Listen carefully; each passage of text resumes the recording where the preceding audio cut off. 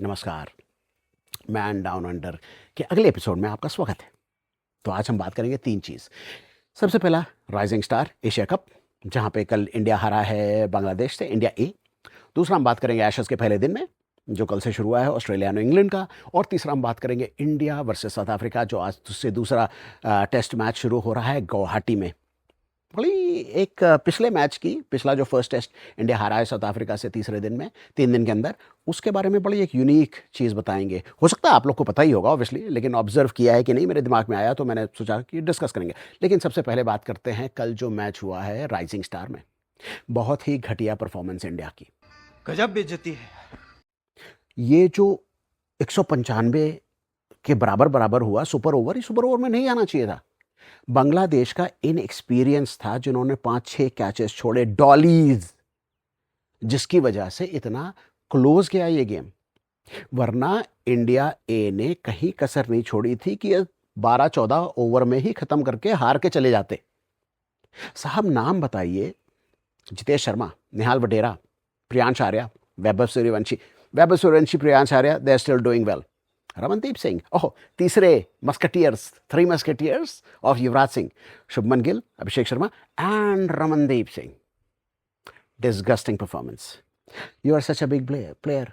हम वो in experience की बात करते हैं कि बांग्लादेश वालों ने जो कैच छोड़ा, जो इतना मैच को क्लोज ला दिया, जो 195 के बाद। मैं बॉलिंग की इंडिया की बात नहीं करूंगा, जो बॉलिंग तो बहुत ही घटिया थी ही, वो छोड़ दो।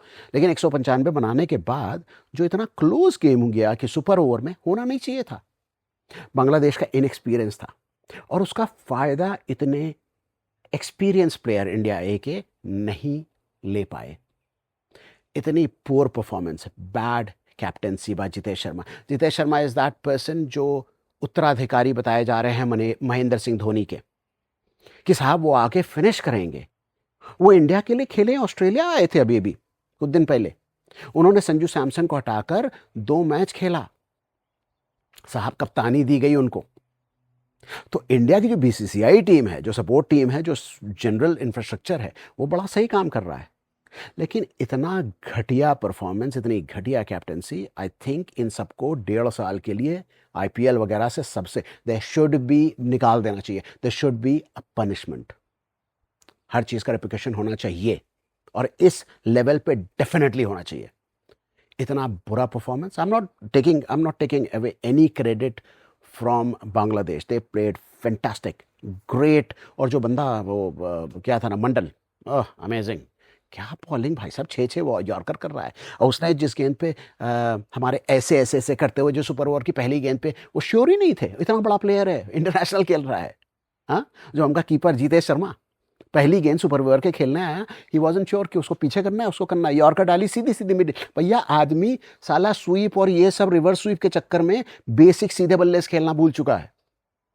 इतनी घटिया परफॉर्मेंस जितेश शर्मा को, इसके लिए उनको डेफिनेटली पनिश करना चाहिए। He deserves. This should not be left unnoticed and unpunished. पहली चीज। तो दूसरा, एशेज। कल पहला दिन था, 19 विकेट गिरे थे। 10 इंग्लैंड के और 9 ऑस्ट्रेलिया के गिर चुके हैं। तो साहब जो अभी साउथ अफ्रीका और इंडिया का जो मैच हुआ था वो 3 दिन में खत्म हो गया था। पहले दिन बड़े सारे 16-17 विकेट गिर गए थे, बड़े लोग बात कर रहे थे। तो साहब अब वही बात करो ना, मापदंड सेम होना चाहिए। ऐसा नहीं कि स्पिन, अबे भैया स्पिनिंग ट्रैक कहीं बन रहा है, कहीं तेज वाला ट्रैक बन रहा है। बॉटम लाइन बात तो सेम है ना, पिच बनाई जा रही है उस हिसाब से। इस गेम का जो भी रिजल्ट होता है, लेकिन ये तो फैक्ट है ना कि 19 विकेट अगर गिरे तो पिच में कुछ था। उसी तरह से जिस तरह से कलकत्ता में पिच में कुछ था। तो इसको ये नहीं कह सकते हो कि ओह उन्होंने बनाया, उन्होंने ये किया, इंडिया वालों ने ये किया। It's all the same. दोनों टीम एक ही पिच पे खेलती है। और हम लोग भैया स्किल सेट्स की बात करते हैं। क्रिकेट में स्किल सेट, आप बचपन से खेलते हो, स्किल सेट डेवलप करते हो।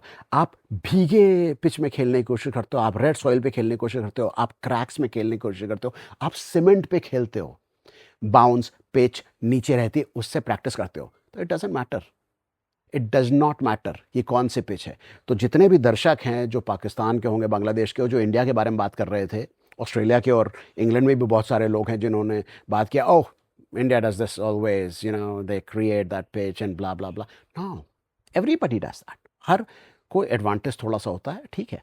दोनों टीम को स्किल सेट्स होने चाहिए जो किसी भी प्रकार की पिच पे जाए। South Africa did that, India ने बनाया, साउथ अफ्रीका ने आके उनकी पिच पे उनको हराया।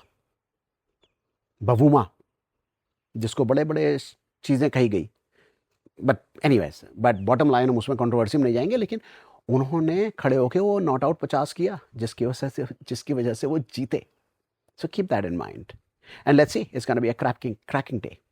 तीसरा वेरी इंपॉर्टेंट, जो इंडिया और साउथ अफ्रीका का जो पिछला गेम था जो इंडिया ने हारा है कलकत्ता में, I don't know so many people, अगर आप सबने ये गौर किया कि इंडिया के पास शुभमन गिल के इंजर्ड होने के बाद सिर्फ 2 बल्लेबाज थे स्पेशलिस्ट, केएल राहुल और यशस्वी जायसवाल। बाकी सब लोग tits and bits, a bit of everything थे। Pant is a good batsman, keeper batter. Dhruv Jurel as a pure specialist batsman खेले, लेकिन वो कीपर हैं। कहने का ये तात्पर्य है कि कोई भी व्यक्ति, ये जो सारे लोग हैं, वाशिंगटन सुंदर, अक्षर पटेल, ऋषभ पंत, ध्रुव जुरेल, रविंद्र जडेजा, ये 2 चीज़ों में, 2 स्किल सेट्स में कोशिश करते हैं, प्रैक्टिस करते हैं, बॉलिंग, बैटिंग, कीपिंग, बैटिंग, ठीक है। लेकिन जो स्पेशलिस्ट होता है, जिसको बोलते हैं टेस्ट क्रिकेट, उसमें आपको चाहिए स्पेशलिस्ट।